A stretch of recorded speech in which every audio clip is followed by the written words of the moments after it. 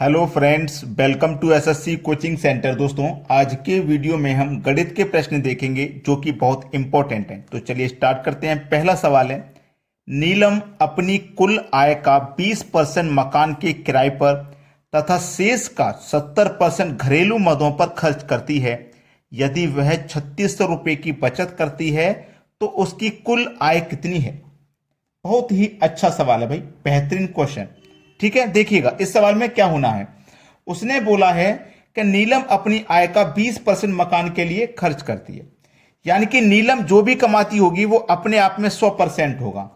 अब 100 का उसने क्या किया, 20% खर्च कर दिया मकान के किराए पर, तो बचा कितना, 80%। सही है। अब इस 80% का वो 70% घरेलू खर्च पर खर्च कर रही है, घरेलू मदों पर, घरेलू चीजों पर वो खर्च कर रही है। इस 80 का 70%, तो 80 का 70% निकाल लो। परसेंट का मतलब बटे में 100। 2 जीरो से आपके ये 2 जीरो कट जाएंगे, 8 सत्ते 56 हो जाएगा। कितना हो जाएगा, 56। इसका मतलब कितना खर्च कर रही है वो, -70%। परसेंट में 70 खर्च कर रही है, रुपए में 56 रुपए खर्च कर रही है। ठीक है। अब 80 रुपए में से 56 उसने खर्च कर दिए, तो बचे कितने, 24। समझ में आ रहा है ना। 100% का मतलब 100 रुपया उसने कमाया, 20% का मतलब 20 रुपया खर्च कर दिया, तो 80 रुपया बचा। 80 में से 70% में खर्च कर दिया, मतलब 56 रुपए खर्च कर दिए, तो 24 बचे उसके पास। तो परसेंट में वो कितने बचा रही है, 24%। और रुपए में वो कितने बचा रही है, 3600 रुपए। है ना, क्लियर है ना इतनी बात।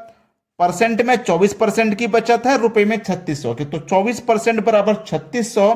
तो 1% बराबर क्या हो जाएगा, 3600 बटे में 24। ठीक है, यही तो हो जाएगा। उसकी कुल आय कितनी है, 1% का मान इतना है, तो 100% का मान कितना होगा, 100 से गुना कर दो इसमें। सवाल यही खत्म। सभी को समझ में आ गया ना, किसी को कोई दिक्कत नहीं। चलिए यहां पे हम क्या करेंगे, उसने क्या पूछा, कुल आय कितनी है, आय कितनी थी, 100%। यहीं पे उसका मान निकल के आ जाएगा। देखो 12 दूने का 24, 12 त्रिक का 36 और 2 जीरो यानी कि 300 बार में कट गया। अब 2 से मैं इस 100 को कटा दूंगा तो ये 50 बार में कटेगा। इस 300 का मल्टीप्लाई 50 से कर दो, 1 2 3 जीरो आ जाएंगे लास्ट में। जितने भी जीरो होते हैं मल्टीप्लाई के पीछे वो लास्ट में आ जाते हैं। 5 त्रिक का 15। ये आपके सवाल का सही जवाब मुझको नजर आ गया, पहले ही ऑप्शन में। आसानी से कर पाओगे इन सवालों को, कोई गलती नहीं होगी। अब देखेंगे अगला सवाल। अगला सवाल है, एक कंपनी की आय 20% प्रति वर्ष बढ़ जाती है। यदि इसकी आय वर्ष 2012 में इतनी थी तो वर्ष 2010 में कितनी थी। यह सवाल आपका मुझे बहुत अच्छा लगा। हमारी 2012 में इतनी थी 26 64 30, है ना, 2012 में थी। लेकिन वो पूछ कब करा, 2010 का, यानी कि 2 बरस पहले का। 2012 से 2010 का पूछ रहा है, 2 बरस पहले का। ठीक है, 2 बरस पहले का पूछ रहा है। 10% बढ़ जाती है ना। तो देखो, अगर आगे का पूछता तो 100 में इस प्रतिशत को जोड़ के लिखते, यानी कि 20 को जोड़ के लिखते बटे में 100। लेकिन जब पहले का पूछता है ना तो 100 आ जाता है ऊपर, बटे में 100 में 20 जोड़ के लिखो, 120। अब ये 2 बरस के लिए पूछा है ना, तो इसी को 2 बार लिख देंगे आप, बटे में 120।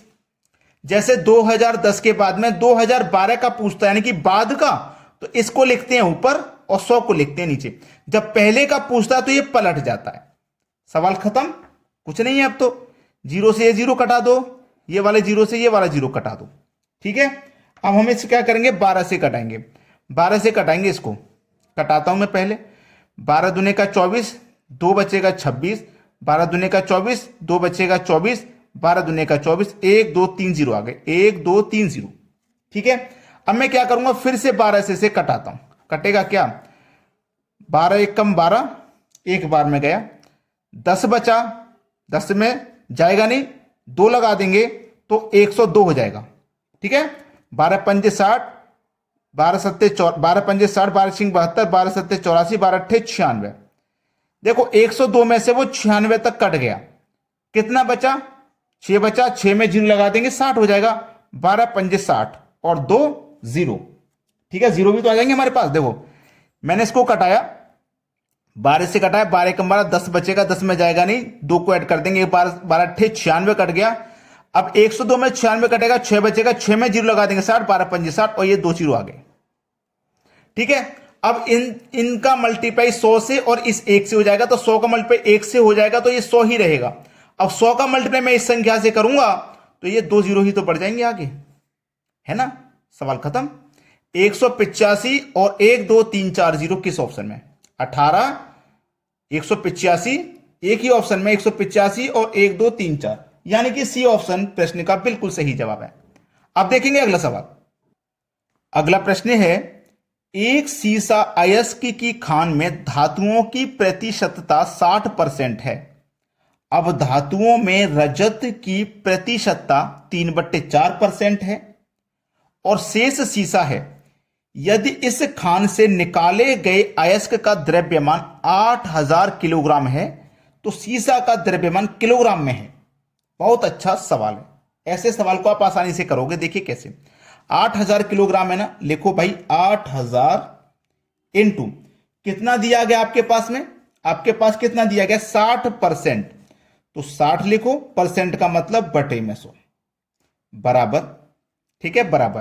अब आपके पास क्या दिया गया है, आपके पास दिया गया एक सीसा अयस्क की खान में धातुओं की प्रतिशतता 60% है। ठीक है 60% है, यहां तक कोई दिक्कत नहीं किसी को। अब मैं इसको पहले सॉल्व करता हूं। जैसे मैंने यहां पे सॉल्व किया तो देखो 2 0 से मैंने क्या किया, इस 2 0 को कटा लिया, 2 0 से 2 0 कटा लिया ना, 8 6 48 और 1 0 2 0 4800 हो गया ये। अब 4800 होने के बाद में ये मेरे पास क्या है 3/4, 3/4 है, क्लियर है 3/4। और प्रतिशत का मतलब क्या होता है बटे में 100, इसके बटे में 100 आ जाएगा और तीसरी संख्या गुना में यहां पहुंच जाएगी कि नहीं पहुंच जाएगी, पहुंच जाएगी भाई। यहां पे कर दो सवाल को खत्म। 2 0 से आपके ये 2 0 में कटा देता हूं, 4 से कटेगा 12 बार में 12 त्रिक्का 36, कितना आ जाएगा ये 12 त्रिक्का 36 किलो, किलोग्राम में तो पूछा था, 12 त्रिक्का 36 किलोग्राम।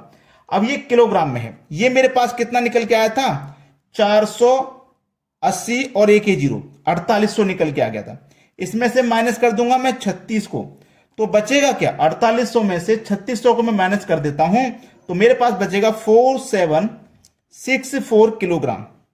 सवाल खत्म। देखो भाई जब मैंने इस वैल्यू को सॉल्व किया था तो मेरे पास बचा था 4800 किलोग्राम, ठीक है 4800 किलोग्राम बचा था। अब मुझसे द्रव्यमान किलो में पूछ रहा है तो मैंने दोनों वैल्यू को पहले किलो में निकाला, ये 4800 किलो है, ये 36 किलो है, तो 4800 किलो में से 36 किलो को जब मैं माइनस कर दूंगा तो मेरे पास बचेगा कितना, इतना। ये सवाल का सही जवाब है, पहला ही ऑप्शन। क्लियर हुआ सभी को। अब देखते हैं अगला क्वेश्चन। अगला प्रश्न है, किसी परीक्षा में 35% छात्र हिंदी में फेल हुए, 45% छात्र अंग्रेजी में फेल हुए और 20% छात्र दोनों विषयों में फेल हुए। उन छात्रों का प्रतिशत ज्ञात कीजिए जो दोनों विषयों में पास हुए। देखो भाई मैं इसको सर्कल के माध्यम से आपको समझाने की कोशिश करूंगा। ये 2 सर्कल हैं, ठीक है 2 सर्कल मैंने बना लिए। अब इसमें एक तो सर्कल है आपका हिंदी का और एक है इंग्लिश का, ठीक है। अब जो कहा गया है ध्यान से पढ़ना, 35% छात्र हिंदी में फेल हो गए, 35% फेल हो गए हिंदी में, इस हिंदी में। 45% छात्र अंग्रेजी में फेल हो गए, इस अंग्रेजी वाले डायग्राम में 45% लिख दूंगा, ठीक है फेल हुए। और 20% छात्र दोनों में फेल हुए, यानी कि हिंदी और इंग्लिश दोनों को मिलाकर के 20% फेल हुए हैं। अब समझने की बात यह है कि ये जो मेरे पास हिंदी में 35% फेल हैं, जो हिंदी में मेरे पास 35% फेल है ना, इसमें 20 छात्र ऐसे हैं जो इंग्लिश में भी फेल हैं, और जो इंग्लिश में मेरे पास 45 फेल हैं, इसमें से 20 छात्र ऐसे हैं जो हिंदी में भी फेल हैं। क्लियर है ना सभी को ये बात। अब प्रश्न यहीं पे आसानी से आप हल कर लोगे। देखिएगा हिंदी और इंग्लिश दोनों का निकाल लें, 35% फेल थे, ठीक है, प्लस ये 45% फेल थे। अब 35 और 45 मिलकर के कितना हो गया भैया 80% हो गया, 80% हो गया। इसमें से अब निकाल दो फेल, 80% फेल हैं तो माइनस का 20 माइनस करो इसमें से, यानी कि 60%।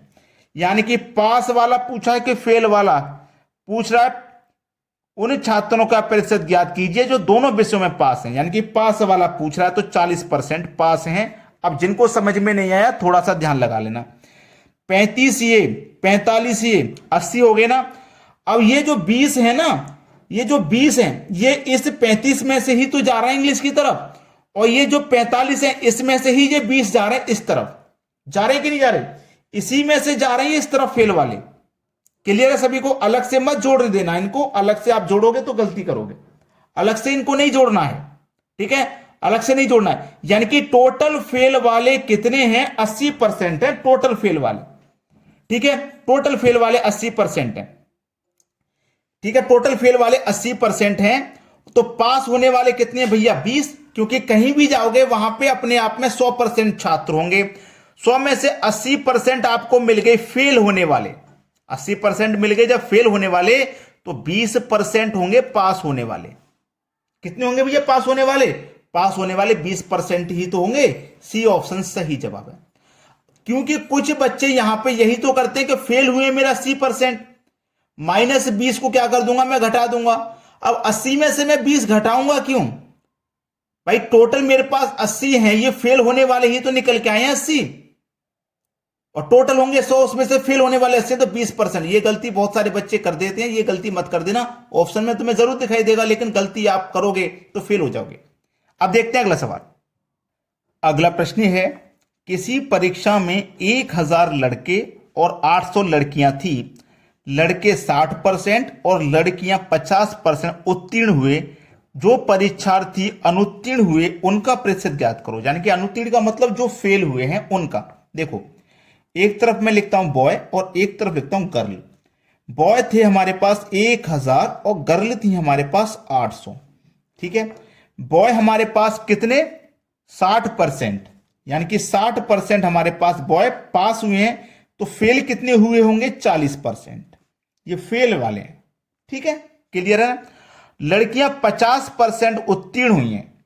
लड़कियां 50% उत्तीर्ण हुई हैं, यानी कि पास हुई हैं। तो फेल भी कितनी हुई होंगी? 50%, ठीक है? फेल भी कितनी हुई होंगी? 50%। अब सीधा सीधा सा लॉजिक है, सवाल में कुछ करना ही नहीं है। ऐसे प्रश्नों को आप आसानी से बना पाते हो। देखो कैसे बनाओगे मैं आपको बताता हूं। पूछा क्या है? जो परीक्षार्थी अनुत्तीर्ण हुए उनका प्रतिशत ज्ञात करो। अनुत्तीर्ण का मतलब जो फेल हुए हैं, ठीक है? जो फेल हुए हैं उनका बताना है। देखो हमारे पास 1000 हैं लड़के और लड़कियां हैं 800, यानी कि टोटल स्टूडेंट हमारे पास कितने हैं? 1800। टोटल स्टूडेंट हमारे पास 1800 हैं। अब यहां पे पहले मैं निकाल लेता हूं। 1000 लड़के थे ना, 1000 लड़के थे। 1000 में से फेल कितने हुए? 40%। तो मैं 1000 का 40% निकाल लेता हूं। परसेंट का मतलब बटे में 100। 2 जीरो से 2 जीरो कट गए, तो इसका मतलब यहां पे कितना निकल के आया? 100। और 100 का मल्टीप्लाई 4 से करूंगा 400, यानी कि कितने फेल हुए? 400 लड़के फेल हुए। लड़कियों का भी निकाल लो भाई, ठीक है? लड़कियां कितनी हैं? 800। फेल कितनी हुई है? 50%। तो 50% निकाल लो 800 का। 2 जीरो से 2 जीरो गए, 8 पंजे 40 और 1 जीरो 400, यानी कि लड़कियां भी 400 फेल हुई हैं। अब 400 लड़के फेल हुए, लड़कियां भी 400 फेल हुई, यानी कि 1800 फेल हुए। कितने फेल हुए? 400 400 800। तो उनका प्रतिशत पूछा है भाई, प्रतिशत बताना है। कितने फेल हुए हैं? 800। कितने में से? 1000 और 800 दोनों मिलाकर 1800 में से कितने फेल हुए हैं? 800 फेल हुए हैं। और प्रतिशत के लिए क्या करते हैं? 100 से मल्टीप्लाई। सवाल हो गया अब आपका खत्म। 2 जीरो से 2 जीरो ये कट गए, कट गए। 2 से कटाऊंगा 4 बार में और 2 से कटाऊंगा मैं से 9 बार में, ठीक है? अब 9 4 का मल्टीप्लाई मैं कर देता हूं 100 से, तो ये हो जाएगा 400, ठीक है? डिवाइडेड बाई कितना है? 9। 9 से कटाऊं, 9 चौके 36, 4 बचेगा, जीरो लगा देंगे 40 हो जाएगा। फिर से 9 चौके 36, 4 बचेगा, नहीं जाएगा, 10 में लगा देंगे 40 हो जाएगा। फिर से 9 चौक 36, यानी कि 4 4 4। किस ऑप्शन में है? 4 4 4। यहां जरूर दशमलव होगा, ठीक है? तो हमारा बी ऑप्शन प्रश्न का बिल्कुल सही जवाब है। तो जिन बच्चों ने लाइक नहीं किया वीडियो को लाइक कर दें, और शेयर नहीं किया तो शेयर कर दें। जो बच्चे चैनल पर नए हैं चैनल को सब्सक्राइब कर लें, ठीक है दोस्तों? धन्यवाद।